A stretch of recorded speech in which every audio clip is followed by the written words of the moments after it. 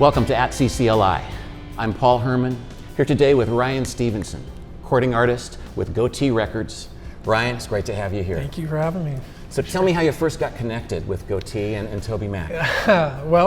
It's kind of an interesting, unconventional story, but the backstory really is before I got signed to a record company, I worked as a paramedic for a lot of years. Worked on the streets as a medic for 9 years, and kind of had a really wild transition out of the paramedic world into the music world. But kind of when I was starting off doing a lot of songwriting, I had written this little song called Speak Life. And I was recording that song in a studio that Toby owns. And I didn't know that that was his building. I didn't even know where I was. I was just there doing a co-write with some random guy. And wrote Speak Life. Anyhow, Toby was coming into that studio working on his record called Eye on It. And he started to hear some of the music that I was working on. He heard Speak Life. Come to find out, Toby had this whole other kind of piece of a real similar thought and heart and a vibe of a song. And we just kind of collaborated and married those two together. And Speak Life was born that day. And Toby recorded it and released it to the world, and it really, that was kind of where mine and Toby's world collided. And then he owns a little record company called Gotee, and he just kept hearing all the songs that we were working on, and just kind of, Toby really, really, truly saved me, kind of came into my life at a point where I felt like everything was just over and there was not a whole lot going on and nobody really wanted anything to do with me, and he did. And it was just a really special connection with him, you know, growing up on DC Talk, and their music has heavily influenced me my entire life.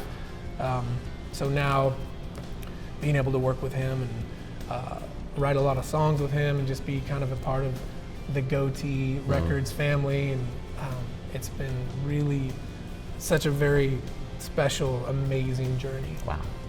Well, tell us about one of those songs, Eye of the Storm, if you would. Yeah, sure. Well, you know, again, working as a paramedic for a lot of years, dealing with people on the streets, and, you know, having a front row seat for years to people, you know, the dark aspects, the broken aspects of humanity. And I just saw it for years. I tasted it, I smelt it, I touched it, I had my hands in it, and it really changed my life. It woke me up very quick, and it gave me an incredible perspective on people. And I just got to see for a lot of years things that people actually deal with, things that people actually struggle with, the really raw, vulnerable parts of what makes us all just people. And I felt like the one thing that unifies every single one of us is that we all have storms that come into our lives. Everybody, I don't care if you're a believer or not, if you're a human being alive, we live in an uncertain world. Storms are going to come. And so all of that experience and perspective now as a songwriter and as a musician, it was easy to write. I always tell people Eye of the Storm was the easiest song I've ever written. I wrote it in about 20 minutes because it was easy to talk about that stuff. And I knew that it was never going to go to Christian radio, so I didn't care. I just said what was on my heart, and I wanted to talk about the things that make us all people.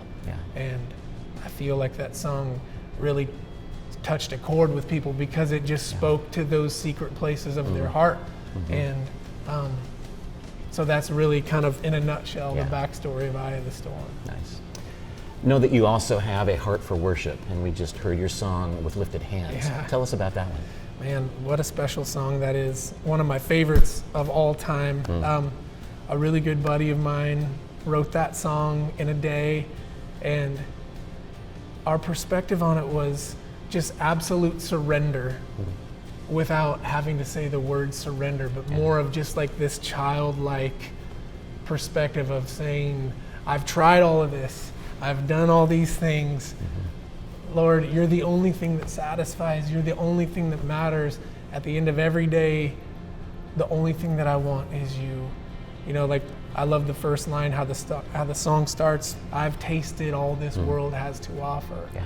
Leaves you wanting more and it can never satisfy. And I feel like all of us eventually go into those seasons and those places where we search and we look for satisfaction, we look for assurance, we look for hope in multiple avenues, and we're only going to find it in Jesus. And that's what I wanted this song to be, just saying, Jesus, with every heartbeat in my chest, I surrender and I give you all that I am.